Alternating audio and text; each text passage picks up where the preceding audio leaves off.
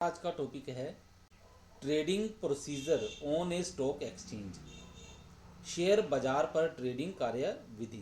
तो इसके लिए कौन कौन से कदम है। पहला स्टेप है हमारे पास सिलेक्शन ऑफ ब्रोकर, ब्रोकर का चयन। स्टॉक एक्सचेंज पर प्रतिभूतियों का क्रय विक्रय करने के लिए सर्वप्रथम सेबी द्वारा पंजीकृत ब्रोकर का चयन किया जाता है। यह इसलिए आवश्यक है क्योंकि स्टॉक एक्सचेंज पर व्यवहार ब्रोकर के माध्यम से ही किया जा सकता है। ब्रोकर एक व्यक्ति, साझेदारी फर्म अथवा कंपनी हो सकती है। Number 2, opening of demat account, depository के पास डीमैट खाता खोलना। आजकल प्रतिभूतियों में होने वाले सभी व्यवहार ऑनलाइन अथवा पेपर रहित होते हैं। इसे संभव बनाने के लिए एक डीमैट खाते का खोला जाना जरूरी है। डीमैट खाता डिपॉजिटरी सेवा के एक पक्षकार डिपॉजिटरी पार्टिसिपेंट के माध्यम से खोला जाता है।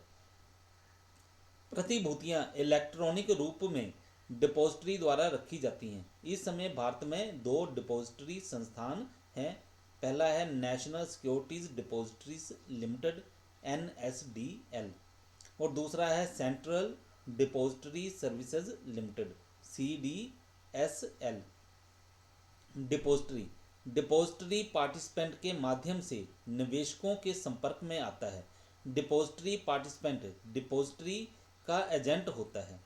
सेबी के दिशा निर्देशों के अनुसार कोई बैंक, स्टॉक ब्रोकर आदि डिपॉजिटरी पार्टिसिपेंट हो सकता है।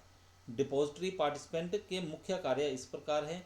निवेशकों के खाते खोलना, निवेशकों के अंश खातों के शेषों का हिसाब रखना, निवेशकों को समय समय पर उनके खातों के विवरण भेजना। नंबर 3, प्लेसिंग एन ऑर्डर, आदेश देना। जैसे ही निवेशक का डीमैट खाता खुल जाता है वह ब्रोकर को प्रतिभूतियों के क्रय का आदेश दे सकता है। आदेश व्यक्तिगत रूप से अथवा टेलीफोन अथवा ईमेल द्वारा दिया जा सकता है। आदेश देते समय निवेशक क्रय अथवा विक्रय की जाने वाली प्रतिभूतियों का विस्तृत विवरण देता है तथा ये बताता है कि सौदा किस मूल्य तक किया जाना है। नंबर 4, एग्जीक्यूटिंग द ऑर्डर, आदेश पूरा करना। निवेशक के आदेश अनुसार ब्रोकर प्रतिभूतियों के क्रय विक्रय का व्यवहार करता है। इसके तुरंत बाद ब्रोकर निवेशक के पास सूचना भेजने के लिए कॉन्ट्रैक्ट नोट तैयार करता है। कॉन्ट्रैक्ट नोट में क्रय अथवा विक्रय की गई प्रतिभूतियों के नाम, संख्या व मूल्य लिखा जाता है। इसी नोट में दलाली की जानकारी भी दे दी जाती है।